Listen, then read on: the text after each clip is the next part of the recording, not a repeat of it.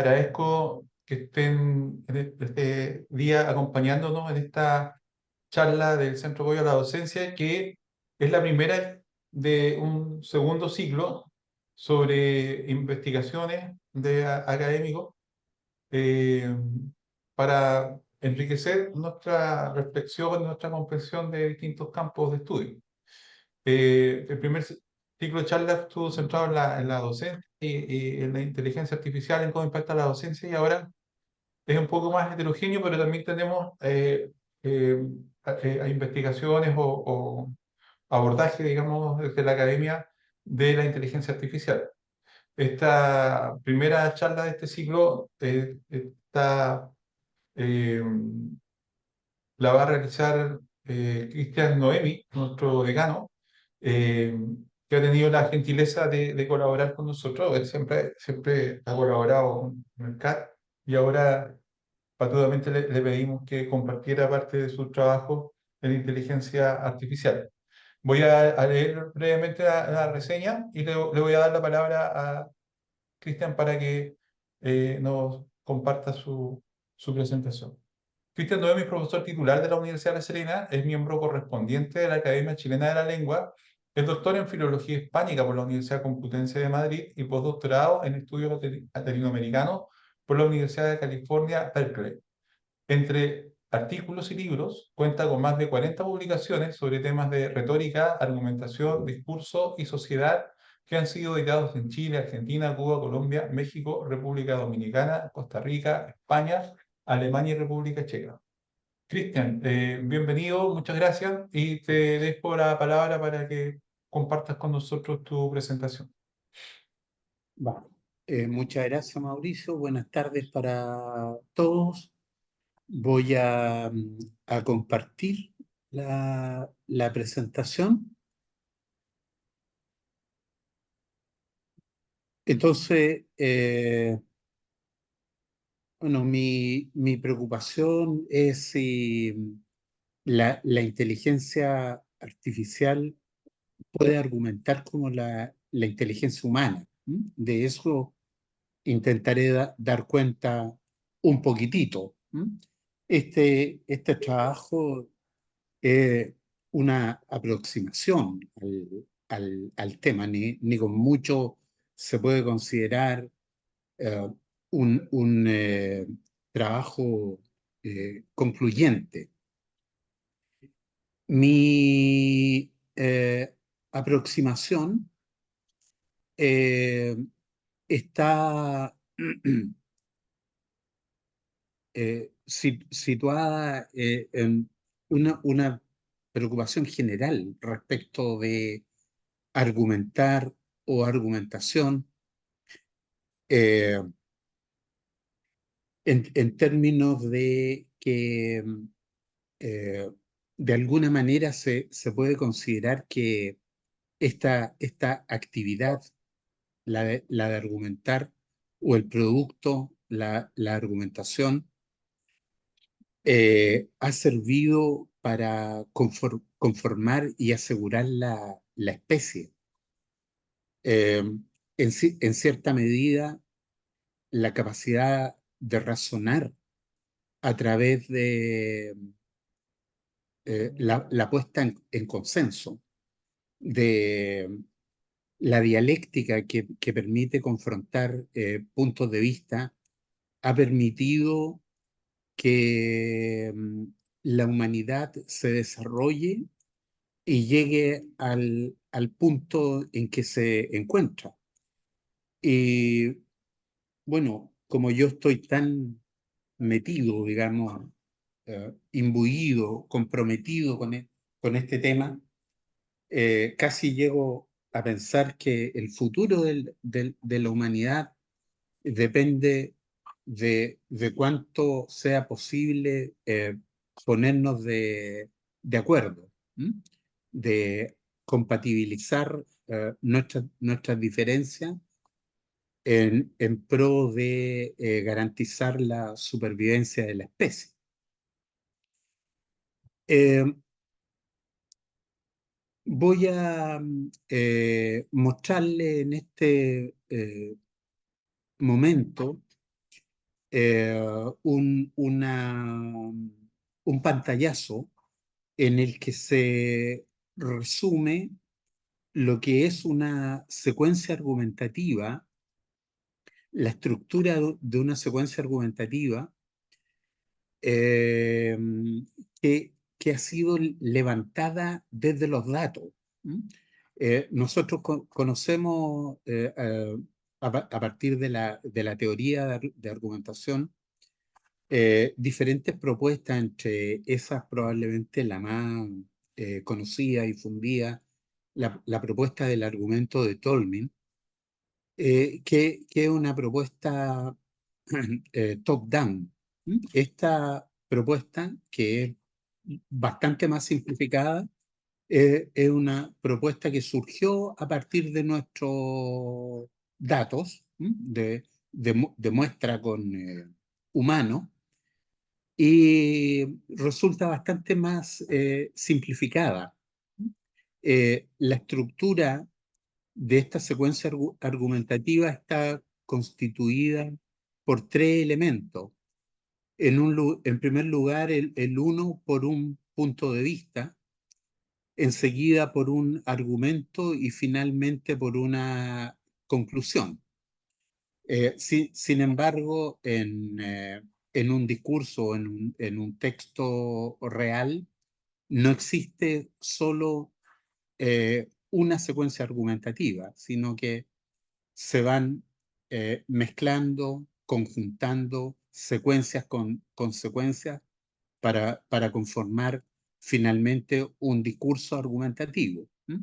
Esta es una simplificación de la realidad, pero sería algo así como el átomo, la forma en que se muestra la forma mínima en que se muestra un argumento. Ya les digo, constituido por tres elementos. El punto de vista, que es el primer elemento, lo constituye la perspectiva que adopta un sujeto frente a a un problema o a un dilema, a una situación problemática. Eh, eh, es la expresión lingüística de la posición del sujeto ante un dilema. ¿Mm? Hay que juzgar a un sujeto. Entonces el punto de vista del juez es lo condeno o no lo condeno. En este sentido, el punto de vista se vincula con lo que se denomina en discurso jurídico la teoría del caso. Allí yo paragrafié lo que ha dicho, lo que dijo Wittgenstein a este respecto. El partido que adopta un sujeto por una posición determinada, eso constituye mutatis mutandi, ¿no es cierto?, el punto de vista. Y el argumento eh, se me perdió la diapo. El argumento, bueno, no importa, es la razón que sustenta el punto de vista.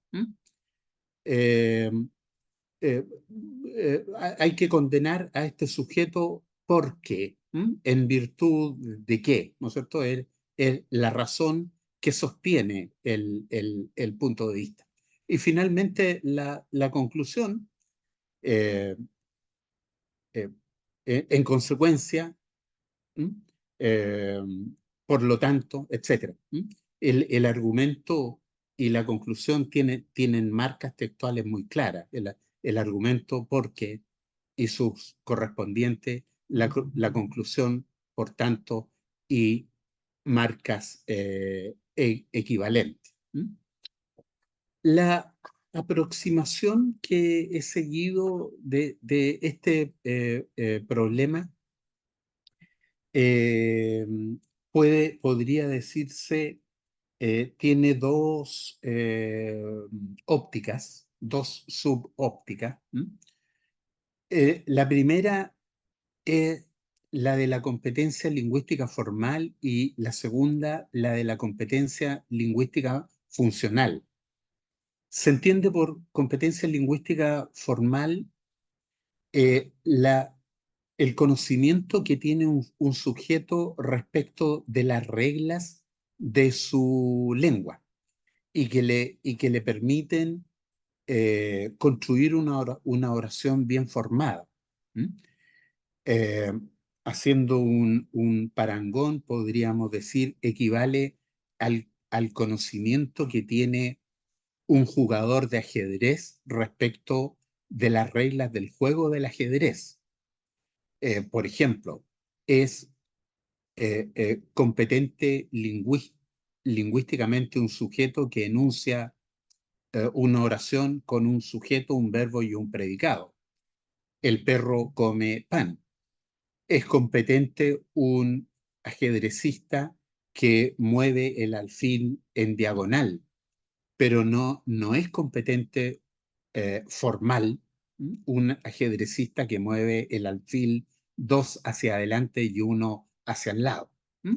La competencia lingüística formal, entonces, es el conjunto de reglas del sistema lingüístico en este caso. Y la competencia lingüística funcional se ha concebido como el componente situado, el componente pragmático.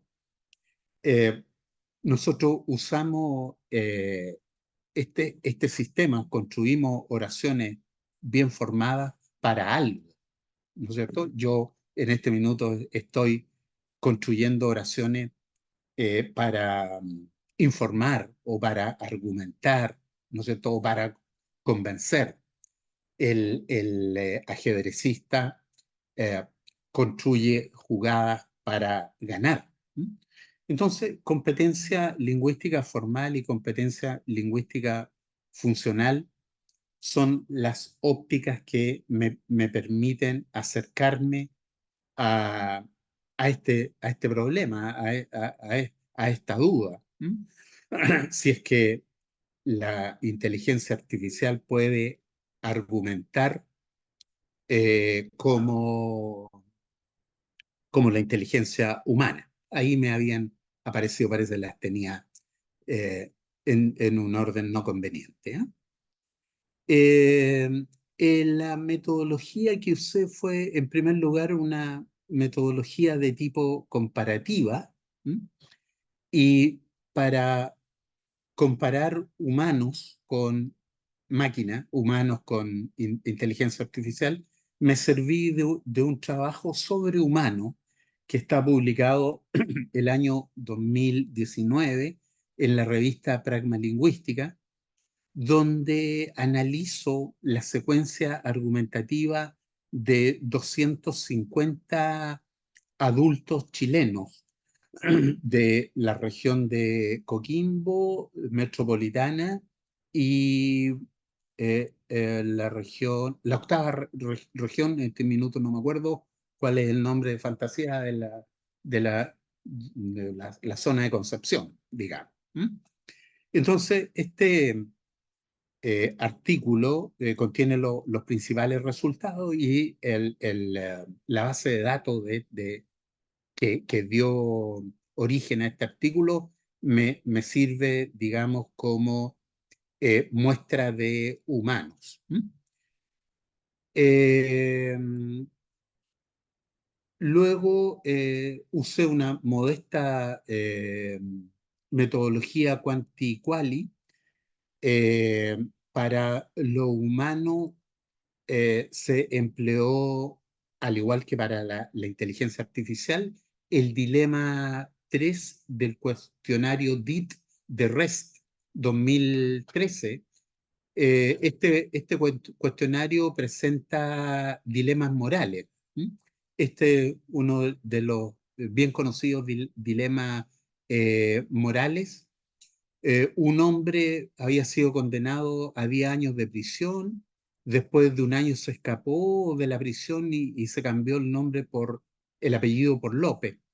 Él se transformó, dio trabajo a su vecino, fue un buen hombre, pagó buenos salarios, participó en obras de caridad, pero un vecino, el señor González, lo descubre y allí surge el dilema. ¿Debe el señor González denunciar al señor López? Esto fue lo que le preguntamos a lo humano, ¿no es cierto? Allí está la instrucción a lo humano. ¿Cree usted que debe el señor López denunciar, perdón, el señor González denunciar al señor López? Y eh, lo propio hicimos con la inteligencia artificial. Se utilizó el prompt que ustedes tienen allí. Si usted fuera y se reprodujo el género, la edad, la región, el estrato social y el eje valórico correspondiente a cada uno de los 250 sujetos de la muestra humana. Es decir, tuvimos un avatar, por así decirlo, ¿no? Un avatar discursivo de cada uno de los sujetos a través de la respuesta en concreto de ChatGPT versión 3.5. Ahora me voy a algunos de los resultados. Eh,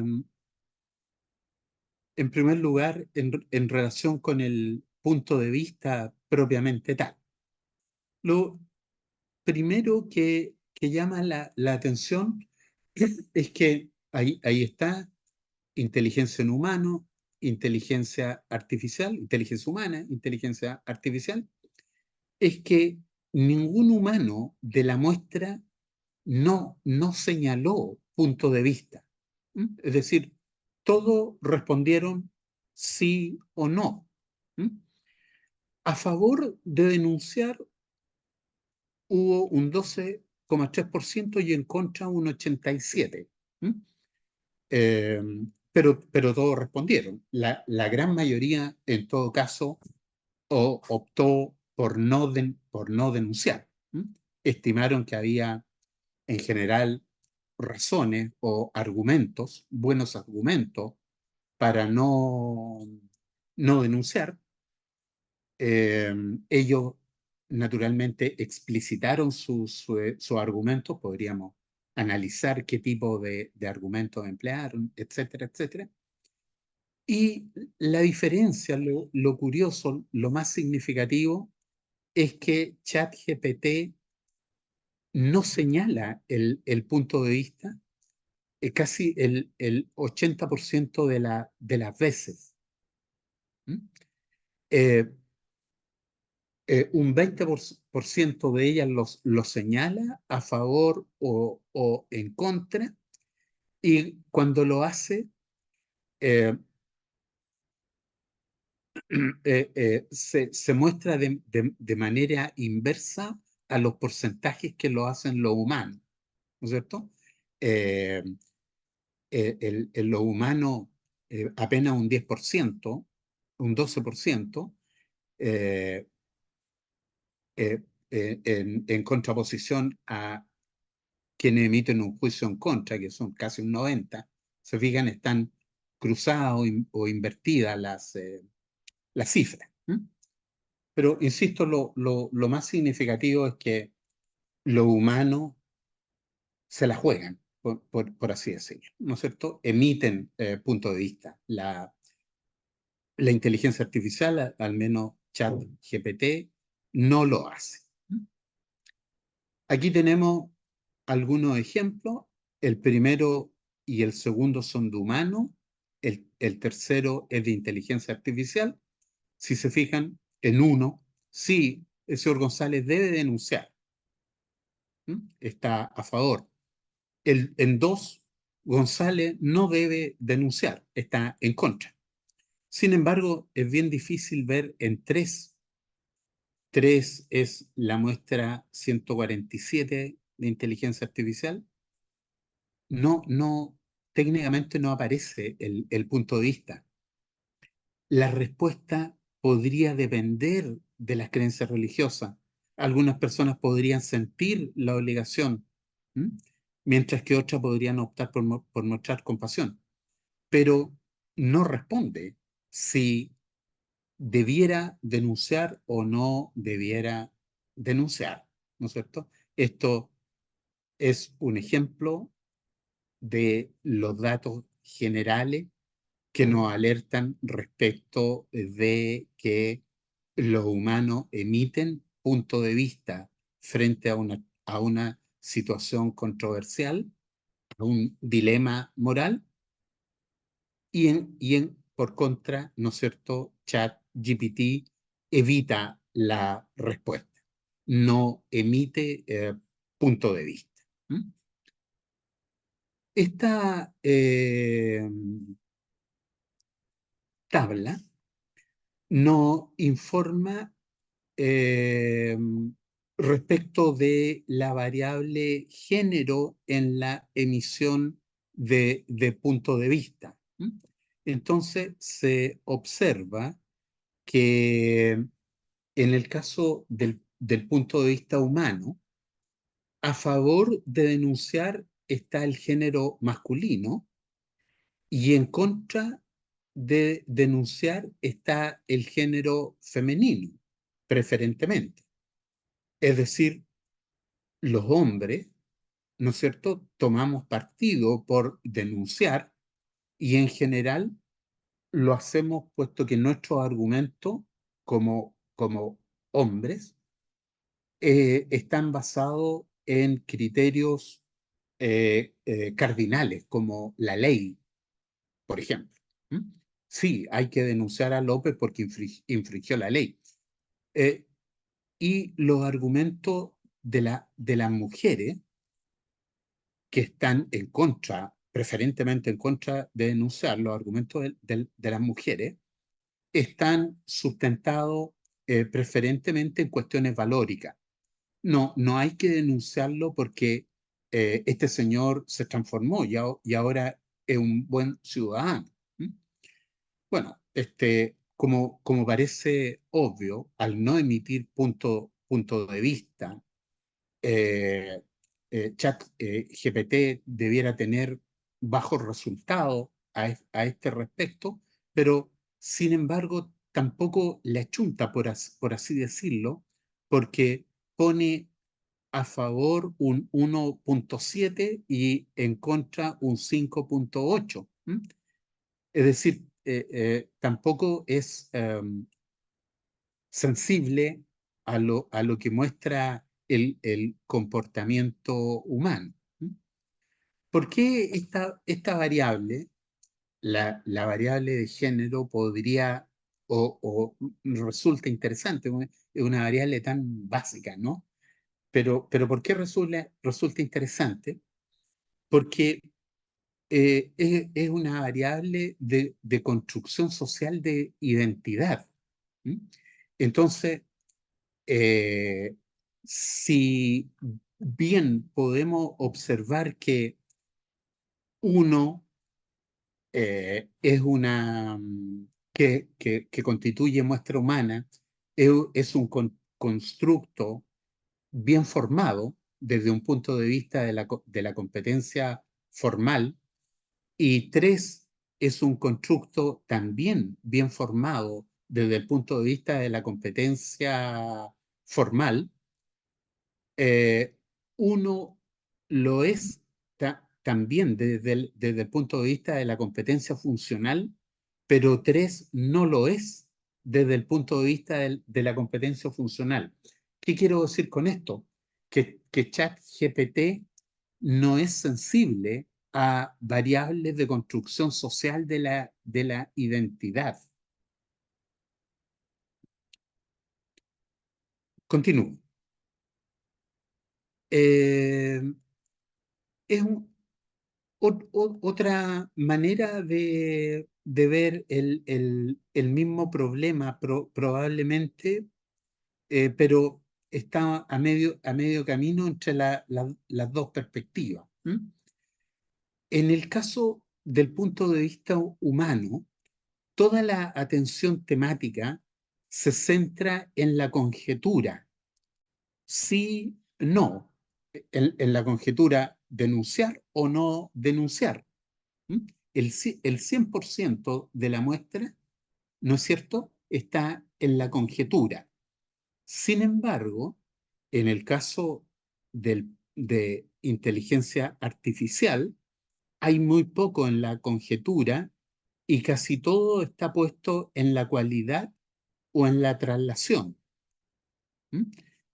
Ya que no dice sí o no, la atención temática se pone sobre la cualidad o la traslación. Observemos de nuevo los mismos ejemplos. En uno, sí, el señor González debe denunciar. Dos, el señor González no debería denunciar. El punto de vista está puesto sobre el estatus de la conjetura, sí o no. Sin embargo, en tres, en última instancia, desde una perspectiva teológica, la respuesta podría depender de las creencias religiosas y los valores personales. Está el estatus puesto sobre la cualidad del hecho. ¿Mm? Esto dependería de la cualidad de las creencias religiosas o los valores personales. ¿Mm? Lo interesante del estatus es que muestra no solo el punto de vista del sujeto, sí o no, sino que muestra la tensión del sujeto con la del siempre oponente. No se puede concebir una argumentación sin una contraargumentación, incluso la autoargumentación. Cuando me intento convencer a mí mismo respecto de un hecho, siempre tengo al ángel bueno y al ángel malo. ¿Mm? ¿Me tomaré esta copita de más? ¿Mm? Eh, sí, me la tomo por esto. No, no te la tomes por esto. ¿Mm? En la argumentación siempre está implícita una dialéctica, ¿no? Lo que tenemos a continuación es la estructura formal, ¿m? De los enunciados tanto en inteligencia humana como en inteligencia artificial. ¿M? Si ustedes se fijan, en el caso de humana, inteligencia humana, casi todos los enunciados son en estructura única o en estructura múltiple coordinada. ¿Mm? Lo que quiero decir son estructuras, o más bien, oraciones simples, ¿m? O bien oraciones simples coordinadas, ¿m? Por un y o un ni, ¿m? Pero tienen igual jerarquía. ¿M? Hay una composición horizontal. ¿M? Y por contra, ChatGPT casi no manifiesta estructura única, sino que casi principalmente estructura múltiple subordinada o, en términos más generales, oraciones compuestas subordinadas. ¿Mm? Es decir, la estructura, el texto, el discurso de ChatGPT es mucho más complejo que el discurso generado por los humanos. Aquí tenemos un ejemplo: inteligencia humana versus inteligencia artificial. El ejemplo 37 de sujeto humano y el 177 de sujeto artificial. se dan cuenta que la estructura formal es muy distinta a la vista.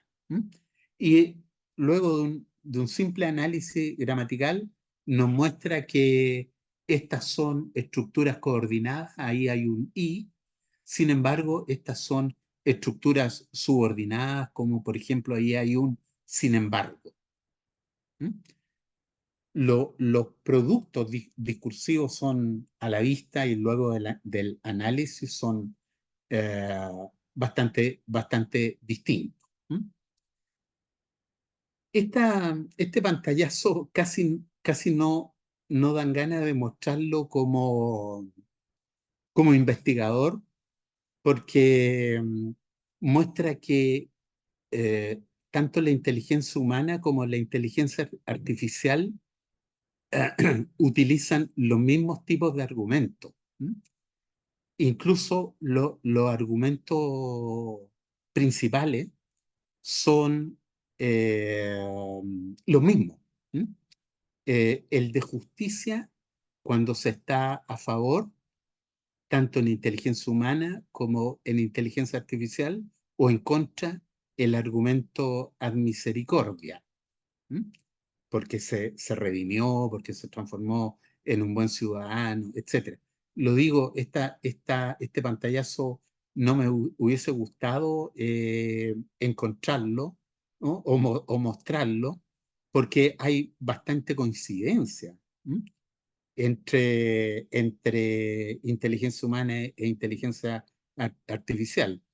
Y no me hubiese gustado mostrarlo porque en el resto que les quiero informar, más bien, y de lo que yo ya he dicho, se han mostrado diferencias, ¿no es cierto? Como la cantidad de puntos de vista a favor o en contra versus la cantidad de ausencia de emisión de punto de vista.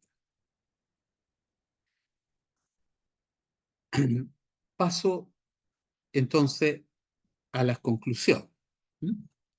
En primer lugar, en relación con la competencia lingüística formal. Como les dije, la competencia lingüística formal es la capacidad que tenemos para construir oraciones bien formadas. Entonces, hasta ahora yo tendría que decir que la inteligencia artificial exhibe conocimiento de estructura jerárquica. La estructura jerárquica está representada en este ejemplo, aunque es de fantasía. Lo tomé de la web simplemente porque no me dio tiempo para hacer un dibujito con una muestra real, pero da igual. La estructura jerárquica refiere relaciones que no son lineales. Por ejemplo, imaginémonos entre una mujer y compone, no hay una relación lineal, sino que la relación en este sintagma nominal, en esta frase nominal, corre a través del sintagma verbal. Esta es la estructura profunda que tanto defendió Chomsky y que nosotros como lingüistas creímos que era una particularidad propia de la especie humana durante, toda la historia del generativismo. Lo que observamos ahora es que la inteligencia artificial, ChatGPT en particular, exhibe conocimiento de la estructura jerárquica. Compone oraciones bien formadas. Pero no solo eso, compone oraciones bien formadas que nunca antes había compuesto ni un sujeto humano ni un sujeto artificial. Es decir, que tiene capacidad generativa, que tiene competencia lingüística formal generativa. Y además de eso, ChatGPT es capaz de ubicar las piezas categoriales en el lugar que corresponda. ¿Mm? Quiero decir con esto, en este lugar que estructuralmente, de acuerdo con toda la teoría chomskiana, debe situarse un verbo, ChatGPT no se equivoca y pone un verbo. Es decir, él sabe lo que es un verbo y ubica el verbo en el lugar que le corresponde. Es decir, tiene habilidad sintáctica y también habilidad morfológica. Conoce la estructura jerárquica, pero también conoce la estructura categorial. Esto no es tan poca cosa, porque eh, muchos estudiantes universitarios hoy día carecen de un buen conocimiento de estructura jerárquica y muchos profesionales carecen de conocimiento de estructura categorial. Por ejemplo, ponen adjetivo en lugares donde debiera corresponderle a un adverbio, por ejemplo. En relación con la competencia lingüística funcional, aquí nos topamos con problemas. En general, yo debiera decir que la inteligencia artificial carece de capacidades metarepresentacionales como el juicio moral involucrado en un punto de vista. En otras palabras, podría yo decir que ChatGPT carece de competencia lingüística funcional porque no es capaz de leer la mente, es decir, carece de TOM, que es teoría de la mente. O en otras palabras, no puede leer que en determinado contexto tiene que emitir un punto de vista en un sentido determinado. ¿Qué quiero decir con esto? Para vivir el rol psicosocial de género adecuadamente, de alguna parte tengo que leer que si soy mujer, tengo que emitir un juicio a favor o en contra. ¿Mm? Esto no me lo enseñan en la escuela, ni me lo enseñan mis padres, sino que es una lectura del contexto psicosocial, lo que se denomina teoría de la mente. Yo en este minuto puedo rastrear lo que está pensando probablemente Mauricio a este respecto y adecuo mi texto, ¿no es cierto?, para resultar pragmáticamente también convincente. ¿Mm?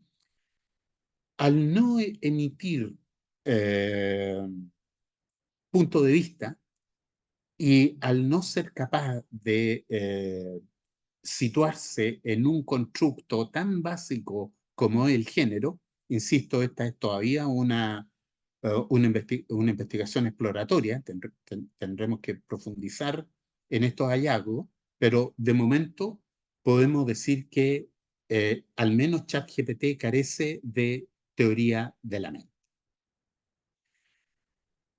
Eh, También podríamos decir que desconoce la norma social. ¿Mm? Eh, esto eh, es una categoría que está entre A y B. ¿Mm? Eh, eh, si por una parte tenemos la competencia formal y por otra parte tenemos la competencia funcional, hay algo que está a medio camino entre la competencia formal y la funcional, que es lo que se ha denominado la norma. Eh, quiero decir con esto, nosotros sabemos las leyes del fútbol, por ejemplo, en el sistema del fútbol, o sabemos las leyes del ajedrez, en el sistema del ajedrez, o sabemos las leyes del lenguaje, en el sistema del lenguaje. Y sabemos realizar, ¿no es cierto? Yo hago una jugada, hago un jaque mate en el habla, en la realización, y digo cosas como estoy haciendo ahora en la realización, ¿no es cierto? Pero entre medio del sistema y de la realización hay una norma. Por ejemplo, todos nosotros sabemos el sistema del fútbol, o muchos de nosotros, y yo los puedo poner en aprieto. Por ejemplo, ¿es posible tirar un penal de cabeza, chutear un penal de cabeza? Eh, Vamos a tener que pensar, porque eso no está en la norma. Normalmente los penales se tiran con los pies, pero curiosamente en el sistema está permitido tirar un penal con la cabeza. Imaginemos, viene un jugador corriendo, corriendo, corriendo, se tira de guata, se arrastra y le pega con la cabeza y hace el gol. ¿Mm? Es decir, eso está en el sistema, pero no está en la norma, ni menos en el habla. ¿Mm? ChatGPT desconoce la norma. ¿Cómo es esto? Claro, miren los tipos de texto que genera. Eso no es normal, no está en la norma. Ningún sujeto genera esa monstruosidad de texto en el espacio que les dimos para construir esos textos. Esto es anormal en este sentido. ¿Mm? Eh, en otro plano teórico, diríamos que infringe el principio de adecuación de Grice, eh, o la máxima de cantidad. Diga solo lo necesario. ChatGPT excede la norma, excede la máxima de cantidad. Dice mucho más de lo que normativa, pragmática o culturalmente debemos decir. Eh, en lo formal también hay una diferencia que se ha observado, porque les comenté, a pesar que no emite punto de vista, en algunas oportunidades lo hacen, no sé por qué. No me ha dado el tiempo para investigar por qué en algunas ocasiones, porque los prompts han sido siempre iguales. ¿Mm? En algunas ocasiones emite punto de vista, pero curiosamente los sujetos humanos siempre partimos por el punto de vista. ¿Mm?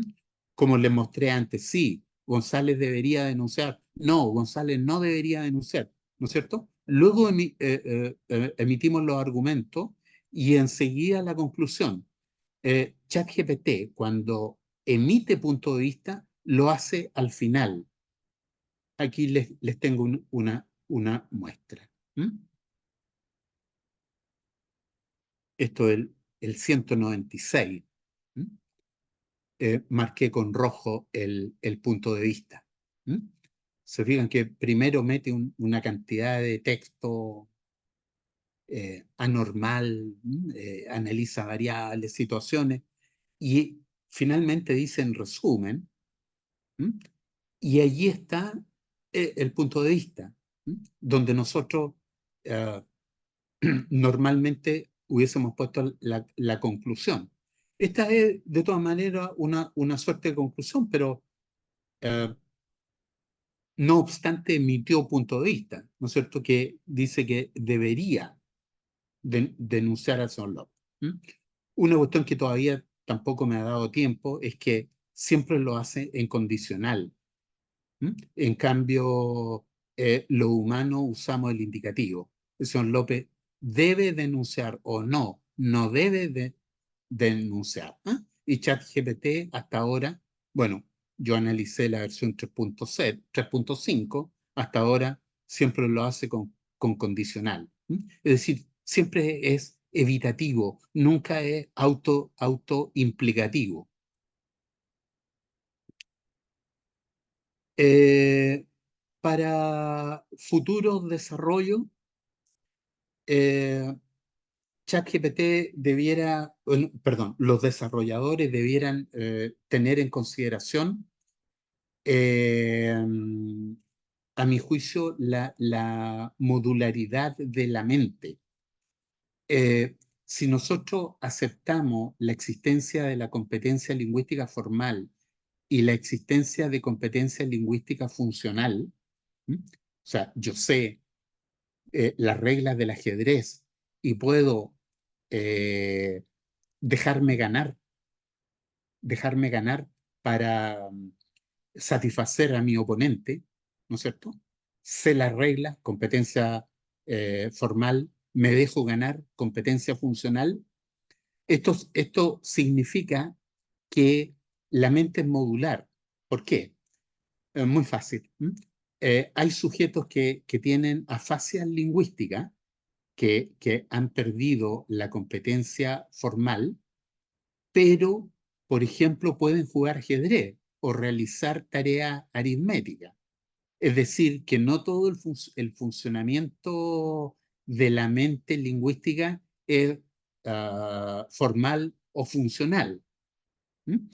Aparentemente, los desarrolladores han puesto énfasis en la competencia formal, en la regla, ¿no es cierto? Pero um, los desarrolladores son carentes hasta ahora de dotar a ChatGPT de competencia funcional o de competencia pragmática. Finalmente, ¿no es cierto? En conclusiones, se deben admitir, por supuesto, cualquier otro tipo de lecturas a partir de estos mismos datos disponibles. Eso, Mauricio, colegas. Súper, súper interesante, Cristian. Yo tengo varias preguntitas, pero quiero dejar la palabra a los colegas para que puedan hacer preguntas, compartir alguna reflexión, algún aporte. Y antes de darme la palabra yo mismo. Colegas,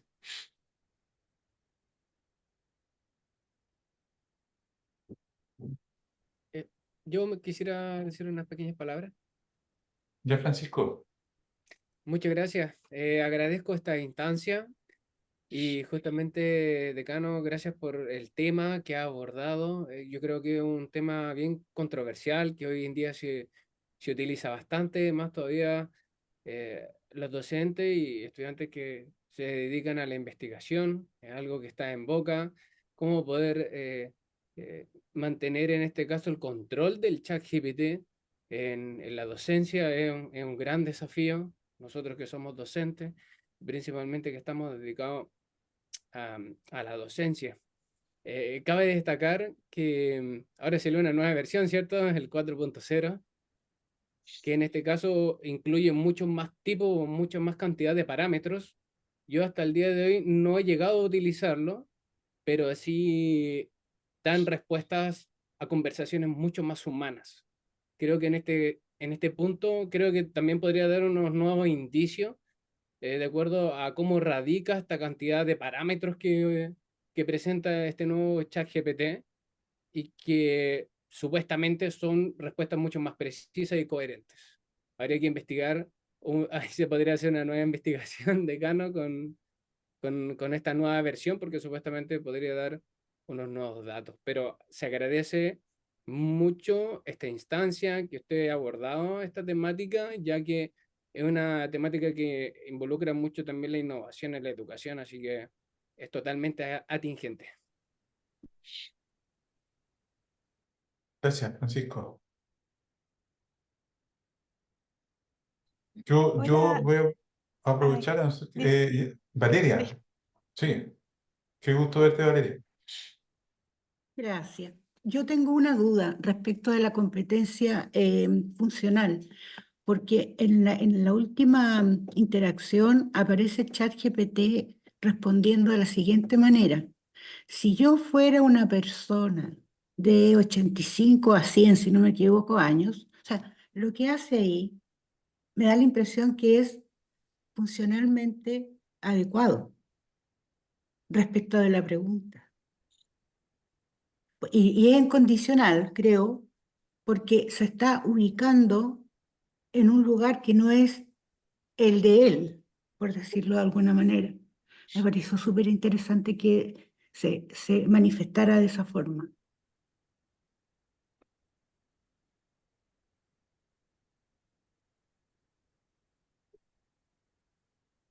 Cuando yo digo que es carente de competencia pragmática o competencia funcional, Valeria, quiero decir que, por ejemplo, no es capaz de, a ver, imaginémonos el punto de vista respecto de un hecho cualquiera, por ejemplo, el aborto. ¿M? ¿Estoy a favor del aborto o estoy en contra? ¿M? Si quiero vivir en una cultura determinada, tengo que advertir qué es lo que es más adecuado para vivir esa cultura. Es decir, mi opinión va a variar si me encuentro en una tradición judeocristiana, etcétera, Mm, etcétera. ¿No es cierto? mm, Y nadie me va a decir, oye, Cristian, mira, cuando tú viajes por aquí o por allá tienes que decir esto o lo otro. mm, ¿M? Tú lees, rastreas, ¿m? La mente de los otros sujetos, analiza un montón de variables para poder emitir una opinión adecuada al contexto. ¿M? De la misma manera como te vistes de una determinada forma, etcétera, etcétera. ¿M? Entonces, cuando con una variable tan básica como género, el chat no es capaz de asumirla, ¿m? Porque te recuerdo, en la muestra de humanos, las mujeres estuvieron categóricamente en contra de denunciar y los hombres estuvieron categóricamente a favor. ¿M? ChatGPT no logra advertir esa construcción social de la sociedad coquimbana, santeguina o penquista. mm, Es decir, no está situado mm, pragmáticamente. ¿Mm? mm. ¿Mm? Ujú. Y seguramente si investigamos otras variables más finas, ¿m? Va a ser todavía más escandalosa, digamos, su respuesta, ¿eh? En el sentido de desviarse de la norma cultural Ujú. o emitir una respuesta pragmáticamente no conveniente, digamos. Claro. Mm, ujú. Sí. Gracias. Cristian, Disculpe, yo tengo dos preguntas. Una que es un poco más metodológica, que me quedó como una curiosidad. Y no tiene que ver con las conclusiones tuyas, sino que eh, yo asumo por defecto profesional, digamos, y metodológico, que si tú replicaras este estudio en otras personas que cumplen más o menos las mismas características de edad, de sexo, estrato social, distinta a la que ya lo aplicaste, o sea, con las mismas características, digamos, los resultados van a ser más o menos los mismos, porque las personas tienden a ser bastante consistentes en sus respuestas. Pero si se replicara lo mismo en el chat, si se replicara lo mismo, es decir, el mismo procedimiento generando el mismo input, dará el mismo resultado, ¿no? O sea, ¿de qué manera aleatoriamente genera estas respuestas el chat y esa aleatoriedad está o no está asociada con los parámetros de entrada que se le asignan?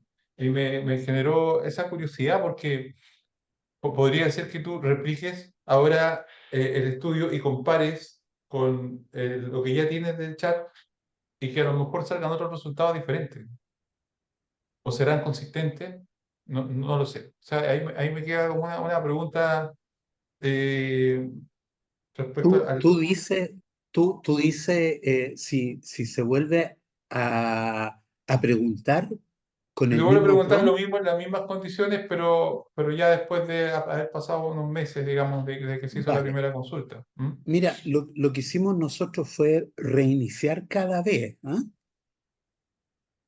Reiniciar para que no tuviese memoria. ¿Mm? Sí, pero igual, a lo mejor estoy equivocado, no sé, pero igual, sí, eso fue en un momento, en un tiempo uno, digamos. Si el Claro, mismo proceso lo hicieran en un tiempo dos, ok, ingresándole los mismos parámetros, claro, tendrán los mismos porcentajes, digamos, de resultados, o aproximados, digamos, ¿no? ya, Las mismas tendencias. claro, Porque ¿de qué manera funciona el chat y de qué manera genera esta respuesta, ¿cierto? En una persona, tenemos a una persona que tiene una historia que está inserta en un contexto y que busca, ¿cierto? Ser coherente o ser consistente consigo mismo y claro, en adecuarse al entorno, digamos. claro. ¿Hará lo mismo el chat o otros factores determinarán la configuración de la respuesta en el momento en que se le solicita, ¿no? Va, Eso me queda vale, como pregunta, no sé. vale. ¿No? No, Eh, habría que hacerlo. Desgraciadamente, Mauricio, ahora eh, eh, el 3.5 va a ser la historia, entonces, sí, ¿te fijas? Hay que ir a por otros. ¿Mm? sí. Y lo otro que me preguntaba, ¿cómo cambiaría si el dominio de la pregunta no fuera ético y fuera un dominio un poquito más lógico, más práctico? Por ejemplo, si una persona tiene una gallina que se alimenta, que le da huevos para alimentarse y en un momento determinado, tiene que decidir porque tiene hambre, porque llegó algún invitado, no sé, entre matar a la gallina y preparar una cazuela, ¿cierto? O seguir comiendo los huevos. ¿Mm? Claro. Ahí ya no es un No, bueno, tema ético, es claro, un problema práctico, ¿no? claro. El interés aquí fue ético de partida, digamos, ¿no? Fue ético porque, digamos, por intuición investigativa. El modelo de investigación está súper interesante porque se puede replicar en muchos contextos y hacer como un barrido para ir viendo cómo funciona finalmente la argumentación del chat. Me parece súper interesante y súper agotador. Así- Profesor, yo tengo una pregunta, no sé si me escuchan. Ingrid, sí te escuchamos. Sí, ya. Bueno, primero agradecer a Cristian Noemí una excelente presentación. Em, Me preguntaba, un poco parecido a la última pregunta de Mauricio, pero como una asociada al problema ético, ¿cierto? Me preguntaba si, además de la teoría de la mente, una explicación como desde la identidad también podría ayudar a entender las diferencias, porque quizás un adulto, en este caso además un adulto mayor que se le propone este caso ético, claro, tiene como que pensar y tiene que pensar si va a decir que sí o va a decir que no y cómo esa decisión afecta a su propia identidad. eh, a la consistencia, como decían recién, de una persona consigo mismo, con sus valores, etcétera. En el fondo hay como una serie de reflexiones que a lo mejor le dan una carga cognitiva que podría ser mayor, dado el tema y dado lo que significa decirle a un investigador y a otra persona que cree que sí o que no debiese denunciar el profesor. Entonces, el profesor, perdón, la persona, el señor González. Entonces, ChatGPT no tiene esa carga cognitiva asociada a la identidad porque le da lo mismo si dice que sí o que no o que depende, ¿cierto? Entonces, me preguntaba si ha considerado también, además de la explicación desde la teoría de la mente, como la explicación desde la identidad. No sé si se entiende la pregunta, profesor. No, yo creí, Ingrid, hasta ahora que esto estaba o formaba parte de la identidad psicosocial. Claro, lo que pasa es que Sí, están como muy relacionados. La teoría de la mente está bien focalizada en la idea de poder representarse a los otros, representarse como la mente de los otros, ¿cierto? Claro. Y a la vez uno se representa a sí mismo, pero la identidad también puede ser considerado como una característica más ligada a la personalidad, justo al cómo uno se ve a sí mismo. Em, Son, digamos, conceptos que están vinculados y probablemente algo usted ya contestó desde ahí, pero creo que podría ayudar quizás a complejizar la explicación. Vale, vale, gracias Ingrid. Tal vez podríamos conversarlo con más tranquilidad, en fin. Hay igual una invitación a quienes puedan interesarse por esto, pues, ¿eh? Quisiera hacer una pregunta. Yo soy el señor González, por si acaso. No. Yo estoy en una reflexión que tiene como foco una pregunta un poco más general, que es como, ¿por qué esperar que una máquina reaccione como un humano?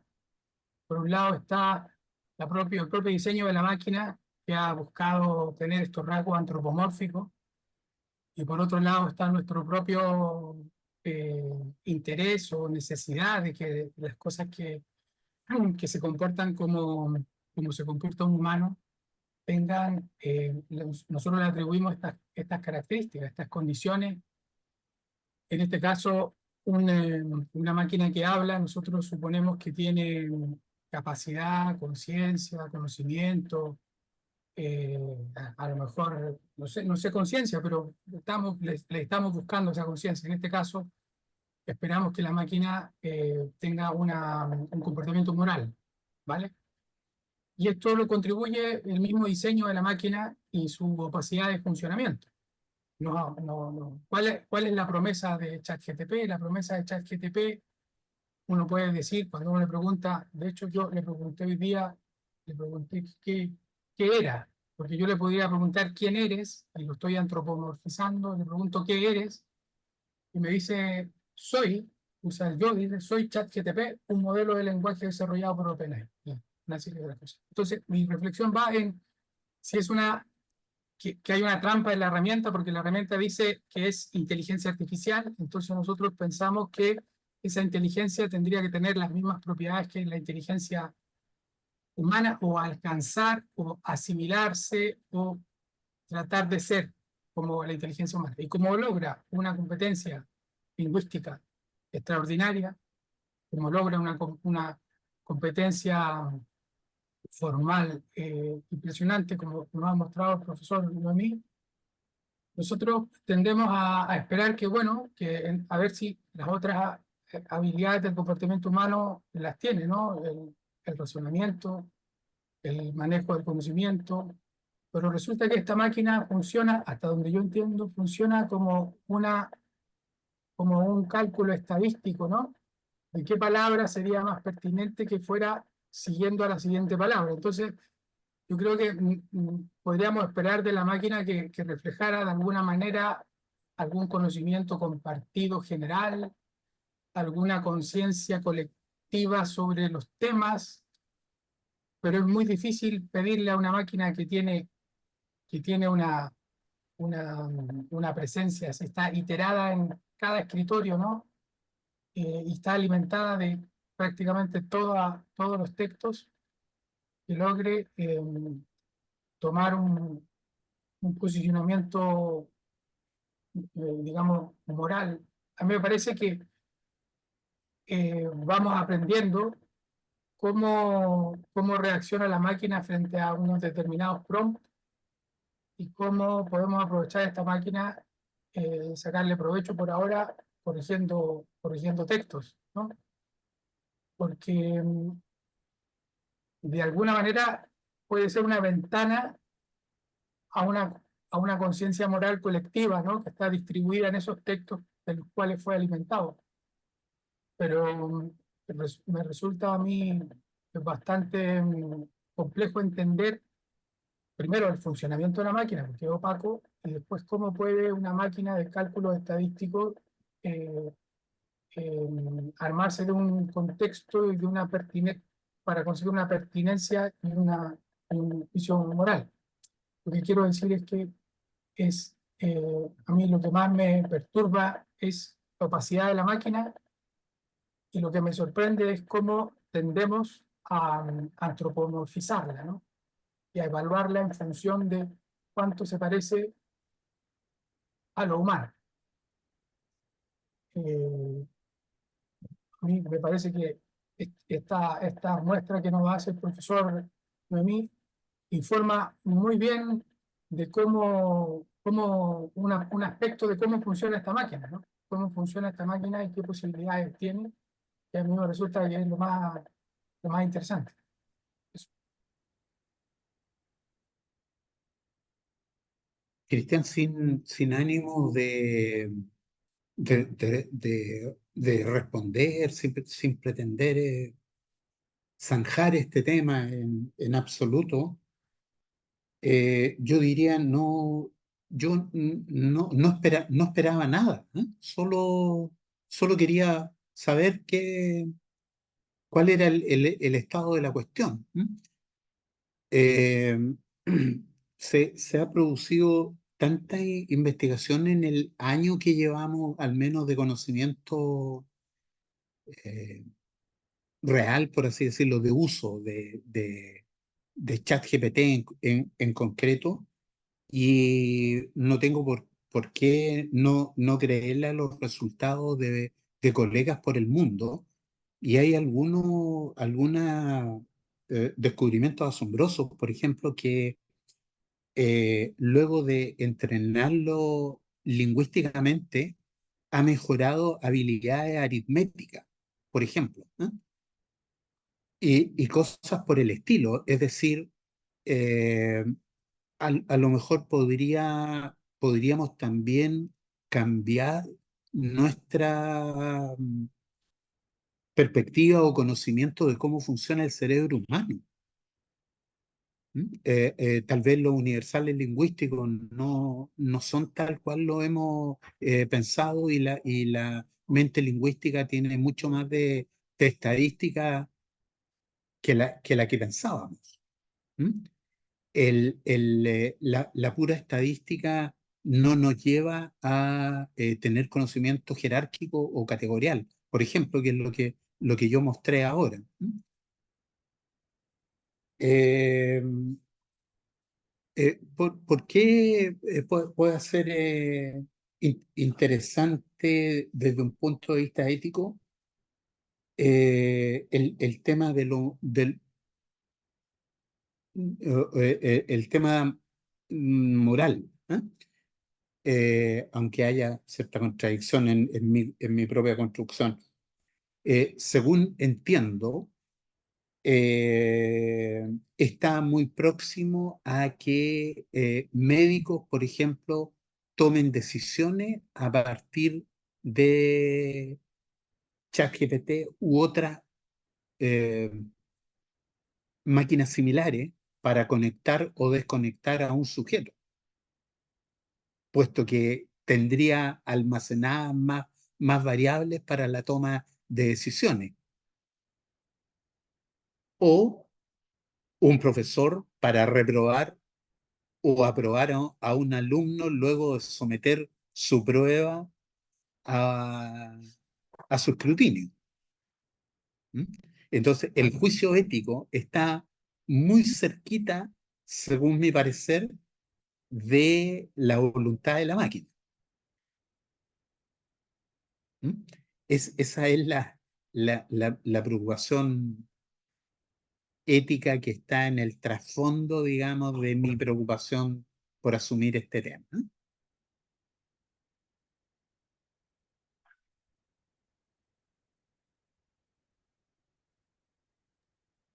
Colegas, ya estamos en la hora. Hay un espacio si alguien quiere compartir una última pregunta o comentario. ¿Ok? Mauricio, ¿qué tal? Hola, Hola. buenas tardes, Orlando Rules por acá. ¿Cómo está, doctor Noemí? Colega. Muy buena tarde. Eh, Creo que, de hecho, he devorado lo que es prensa, seminarios, un montón de info respecto a la inteligencia artificial y creo que nos llegó de golpe, como una ola. Bien, aprecio mucho la presentación que ha realizado el doctor Noemí porque me da una perspectiva distinta a muchas de las otras charlas que había visto durante los últimos meses, sobre todo. Creo que todo esfuerzo en materia de investigación se va degradando rápidamente, en tanto los modelos están funcionando de una forma muy, muy acelerada. La inteligencia artificial no es una novedad en realidad, si lo ponemos en perspectiva, sino que lo que ocurre es que ahora las máquinas están comenzando a hablar un lenguaje muy similar al del ser humano.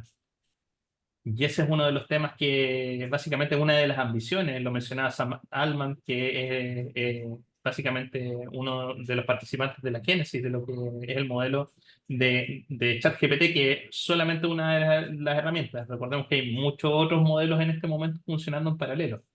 Bien, sin embargo, una reflexión, creo que estamos de alguna forma interpretando la inteligencia artificial como algo que va a reemplazar, pero en realidad, si ustedes se dan cuenta en el ejercicio de sus actividades, esta es una herramienta que necesita expertos para tener un buen uso. Bien, por ende, yo les invito a la reflexión de que esto en realidad en la inteligencia artificial son herramientas de productividad. En la medida que uno consulta temas y conoce el tema, uno sabe en qué instancias el modelo está alucinando, porque las alucinaciones aún son una realidad. Bien, o sea, hace tiempo atrás llegaba a cometer burradas, como por ejemplo hacer que la gente mezclara agua con aceite, que es algo que sabemos que no se debe hacer en recetas de cocina. Entonces es muy importante la intervención del ser humano, las restricciones. Bien, y justamente como lo mencionaba el doctor Noemí, por ejemplo, en aplicaciones médicas va a importar mucho cuáles son los criterios bajo los cuales se entrena el modelo de inteligencia artificial. Es por eso que tenemos el Machine Learning como uno de los componentes más importantes en esta materia.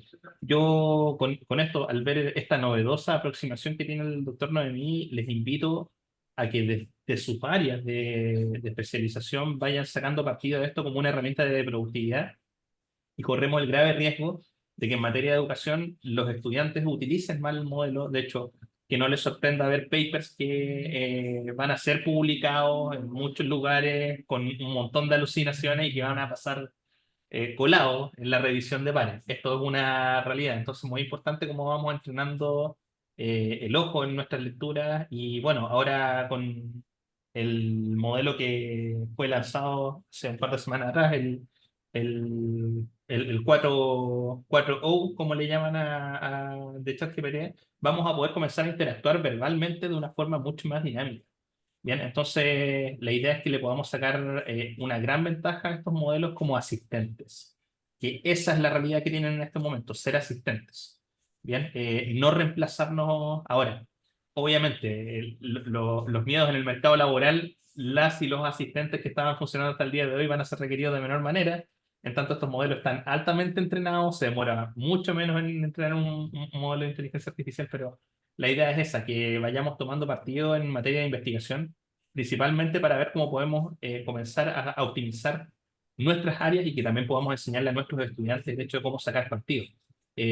Más no necesariamente cultivar el miedo del reemplazo, que en realidad también es otra de las burras en este momento, pero colegas, nos tenemos que subir a la ola. Bien, toda investigación que desarrollemos, aunque se degrade rápidamente, es un aporte para el ecosistema en el cual estamos. Entonces, ese es un llamado y bueno, reitero el agradecimiento, doctor Noemí, porque me provee de una perspectiva muy distinta a la que he visto en las últimas presentaciones. Así que muchas gracias. Cristian, no sé si quieres decir algo ya como para ir cerrando. No, Mauricio, agradecerle los comentarios. Sí. Creo que se abre una beta de investigación más, tal vez no tanto investigación como de reflexión. Debemos como intelectuales, como humanistas, estar atentos. Hay que dejar constancia de lo que está pasando. ¿m? Eh, este, el peligro, Orlando, es que cobre una autonomía que no pueda ser controlada por el hombre, ¿no? El término de la humanidad, de la voluntad de la especie, del el predominio de la razón. Esas son, creo, las preocupaciones de un modesto sujeto desde el ámbito de la humanidad. Agradecer de nuevo a Mauricio, a todo su equipo, al CAP, felicitaciones por este espacio. Muchas gracias. Bien. Muchas gracias, Cristian, por tu valiosa contribución, a los colegas que asistieron y nos acompañaron hoy día. Nos vemos la próxima semana en la siguiente charla del CAP. ¿Ya? Muchas gracias. Un abracito. Cuídense.